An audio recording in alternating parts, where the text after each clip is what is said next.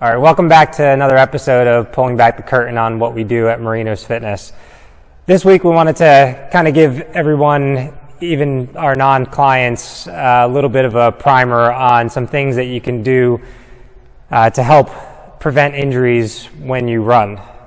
Given this is a special time of year, spring is almost here, and it never fails that I tend to get a lot of requests to start incorporating running drills and activities back into our clients' programs, mostly because it tends to be a great season for a lot of 5Ks and a lot of social opportunities to be out and to perform or participate in activities with friends.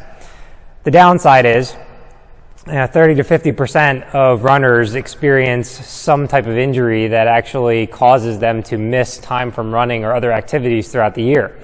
So our goal is to try to help you understand some quick and easy ways that by investing in some preventive activities, you can ultimately keep up with your activities and keep up with your running throughout the season and maybe even feel a little bit better doing so. Since one of the biggest reasons that people miss time from running is due to knee injuries, specifically what's considered patellofemoral pain syndromes, or a collection of symptoms that all fit into the umbrella of runner's knee.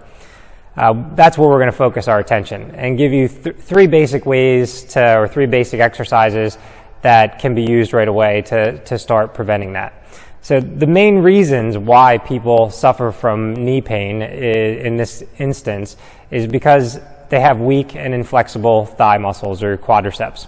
So what we want to do is we want to focus on getting them strong, and then the second reason why people end up suffering from this particular issue is from weak hips. So we'll work on strengthening the glutes too with just basic exercises. So the first drill we're going to focus on is what we consider a quad set, or a hybrid of a quad set with a straight leg raise.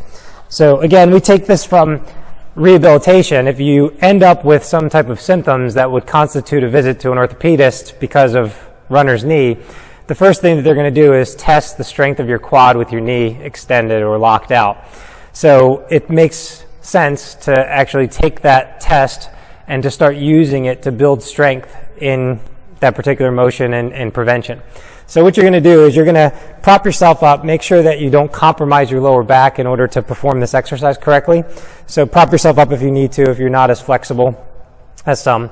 You're going to start with your knee locked out in extension. You're going to pull your toes back. You're going to have good, or focus on good posture. Now, all you're going to do is simply lift your leg off the ground 3 inches or so and hold it locked out for 3 to 5 seconds. And then release it back down. And we want to repeat that somewhere around 10 to 15 times. Okay, so that's your basic quad set straight leg raise. It's designed to strengthen the muscle that's attached to the hip and the kneecap. All right, the second thing we want to do is to actually work on flexibility of our quadriceps. So there's two things that we're going to focus on. One, we can stretch.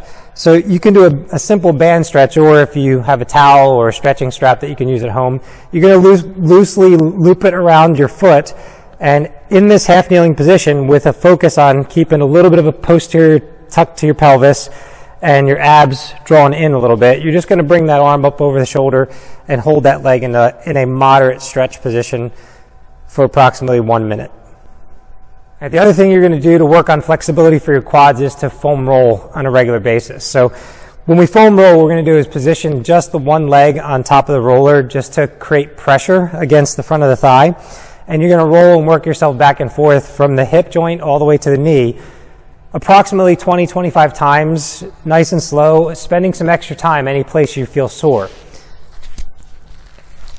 So again, pressure start at the thigh, or start up at the hip, and you're just going to work yourself back and forth.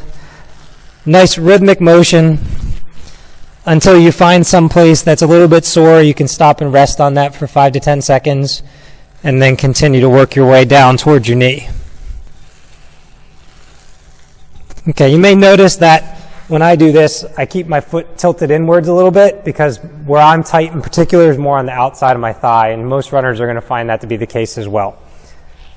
All right, the next thing we're going to work on is the hip muscles. We're not talking about the big muscles that extend the hip, but it's rather the small muscles that are going to prevent excessive rotation in the knees because you collapse over the course of your run.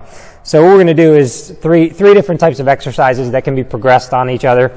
The first one is a clamshell. What you're going to do for the clamshell, you're going to go from sideline position, make sure your head's supported. with your knees and hips at 45-degree angles from each other. Heels are going to stay together.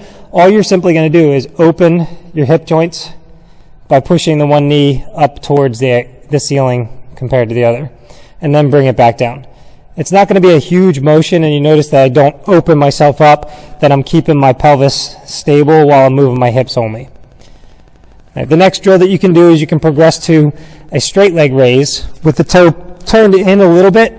You're going to raise up, not to the point where you actually side bend through your waist, but only as far as your hip joint will actually allow you to go.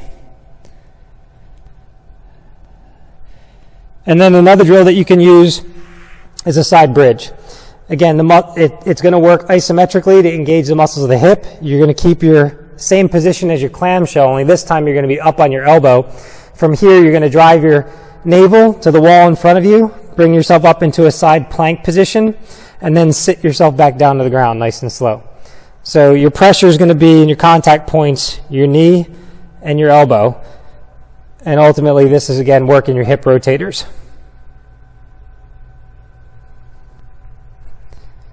All right, and for each of those exercises, if you just do 2 sets of 15 each, a few days a week, it'll go a long way to helping you to stay healthy this running season and to prevent any onset of injuries.